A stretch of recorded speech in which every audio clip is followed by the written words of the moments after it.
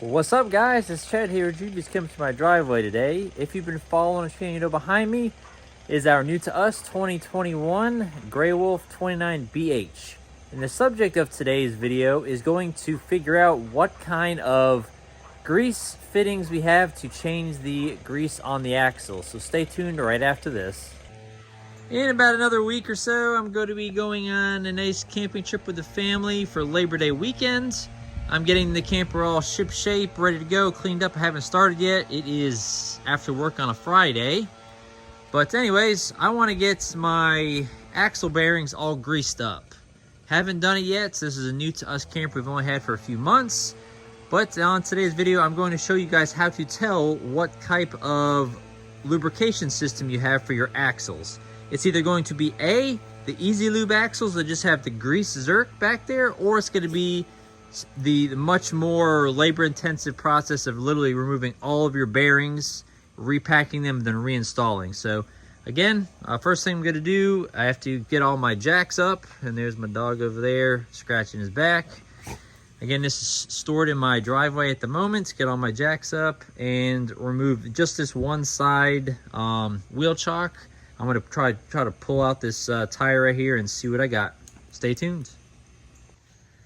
If this is not how you are bringing up your jacks on these manual ones, you are wasting your time. Because that is a lot easier to put them down and bring them up than using an old hand crank. And it works like a charm. And also, these are literally the best wheel chocks I've ever used. It's got the side port here, and all you do is loosen it up and they come right out. Here's what I'm doing. I got a Daytona 3-ton floor jack. I'm just going to jack it from the rear axle here. Don't forget when you're doing that to wheel chock your front axle, just so the camper doesn't roll away. The driveway is very slightly angled down this direction, so I'll go from there. Once your tire is lifted off the ground ever so slightly, doesn't need to be a lot, go ahead and undo your lug nuts. You can loosen them up beforehand. Because of that reason right there, the tire spins since I'm holding something with my other hand. But all right, next step. It's always amazing what you find when you pull one of these tires off after it's been in storage for a little bit. Looks like a cicada skin here. A little bit of dirt around here that needs to be cleaned up.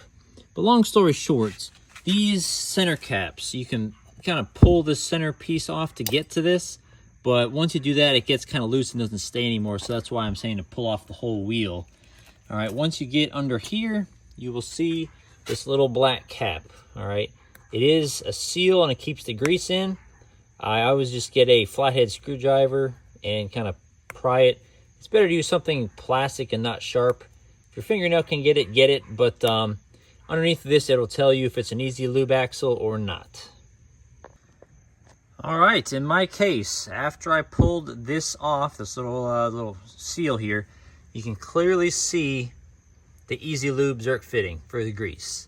Now, if you kind of look in there a little bit around, it looks a little on the dry side. So I'm gonna do a separate video on exactly the tools I use to grease this, but this is super awesome, super easy. If you see this little fitting here, you're in good shape. If you do not see that little fitting, you're going to have to do a lot more work of taking this whole assembly apart, pulling all the bearings and stuff out and repacking them. So if you see this, you're doing good, and you shouldn't have to pay anybody to grease your bearings. You should be able to do it by yourself. So that's gonna be on a separate video on how to do it. I'll just stay tuned for that. But I am lucky that this is the kind that I have. So good to go.